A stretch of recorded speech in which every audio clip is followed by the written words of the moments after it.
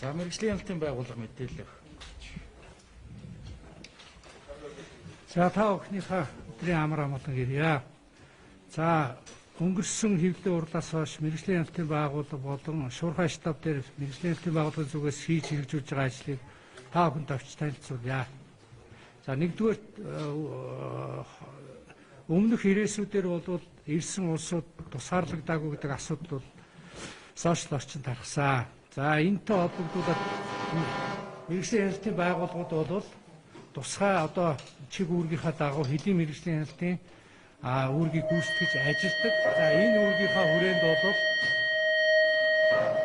энэ яагаад Нэг хүний утас яагаад энэ утасны дуудлага ирээд авч байна. за хэдийн мэргэжлийн хяналтын хүмүүс бол тухайн одоо айлч нислэгээр ирсэн одоо хүмүүсийг бол эрүүл мэндийн үзлэг асуумжийг авч явж тусгаарлах хэсэг асуудлыг бол хөсөөдөд хүлээл гэж өгдөг. За ингээд экипаж болон түнд үйлчилсэн бүх улсууд бол тусгаарлагдсан. Энд би юу хэлэх гээд байна гэхээр сошиал орчинд гарч байгаа шиг аливаа одоо хүн тусгаарлагдахгүй үлдэх ямар ч болцоо байхгүй. Бүх хэдийн хяналтын байгууллагууд өөрснүүдөө нэгдүгээр хянж байна. Тагнуул цагдаагийн байгууллага давхар хяналт хийж байна. Бүх нислэгүүд ирэхэд энэ шуурхай штаб дээр бол энэ арын экран дээр бол нислэгийн бүх үйл ажиллагаа тараф дээрээс орж гарч ирж байгаа атуусан суулгаж байгаа бүх зүйл хяналтанд байдаг. Тийм учраас бол одоо ирж байгаа зорчигч нар бол тусгаарлагдахгүй ажиглалтанд аврагдахгүй байх ямар ч үндэслэл байхгүй гэдгийг бол та бүхэн ойлгоорой. Ийм асуудал байхгүй. За сая 200 Туркээс ирсэн одоо зорчигч нартай хамт бол мэргэжлийн хяналтын байгууллагын 2 байцаагч хөсөөтийн нэг одоо эмч хамт одоо явж бүгдээрээ эмчнэр гэсэн. Нэг нь байцаагч юутай боловч эмчнэр тухайн одоо ирж байгаа зорчигчдын бол аюулгүй байдал, эрүүл мэндийн байдалд нь хяналт шалгалт хийж ингэж авчирсан. Ийм одоо чиг үүргийг бол бус өмнөх бүх нислэгүүдэд бол хийж гүйцэтгэж ажиллаа. За дараагийн нэг гол асуудал бол мэдээж коронавирусын энэ цар тахлын хүрээнтэй холбогдуулаад бол энэ улс орнууд бол хүнсний болон бусад одоо бараа эд материалыг тээвэрлэх асуудал бол нэлээд игцэгтэй яригдж байна. За өнөөдөр одоо гол одоо яригдах асуудал бол Оросын холбооны улсаас өчигдөр бол 23 одоо хүнсний тир машин, хүнсний болон бусад одоо тоног төхөөрөмж бүхий тир машинууд одоо цуваанд оруулаад тодорхой одоо бас дүрм журмын дагуу өнөөдөр Улаанбаатар руу орж ирж байна.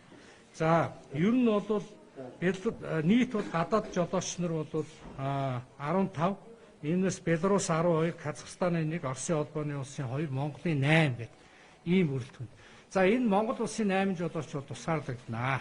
За энэ Монгол улсын жолооч нар маань бол техник импорт гайлын хяналтын талбай дээр зохион байгуулалттай бэлтгэсэн байж байгаа энэ талбай дээр манай хэдийн мэргэжлийн хяналтын байцаагч нар угтаж авч гайлын үйл ажиллагаа явуулаад бусад одоо орж ирсэн тэр бараа бүтээгдэхүүнүүдийг ариутгалыг хийнэ.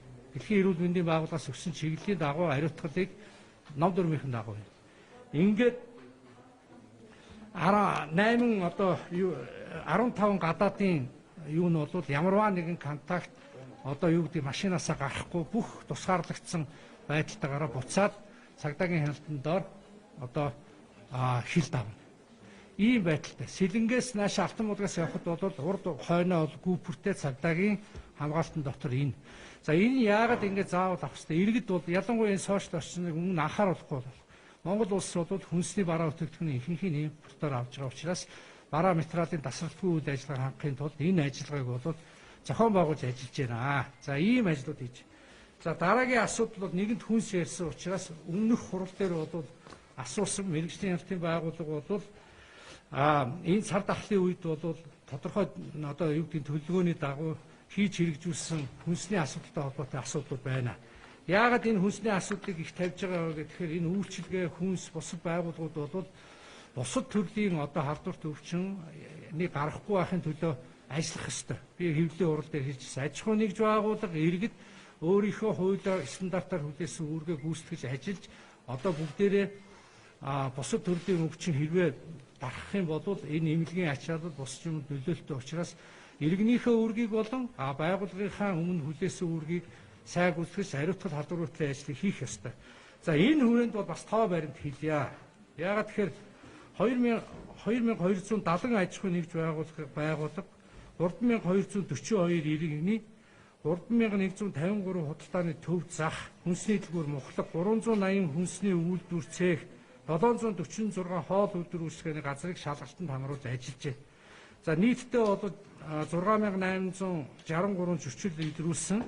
Үүнээс 5179 зөрчлийг газар дээр найруулсан. За мэдээж одоо ингээд 20 цэрийн дэглэм доглоор аж ахуй нэгжүүд одоо бас үйл ажиллагаа явуулахад бас нэлээд яригтай байгаа үед бол торгож шийдэхгээсээ илүүтэйгээр тухайн аж ахуй нэгж иргэдийг бол сануулгах, зөвлөх, аль болохоор одоо энэ байгууллагатайгаа харилцан уялдаатай ажиллахыг хичээж байгаа гэдгийг бас хэлье.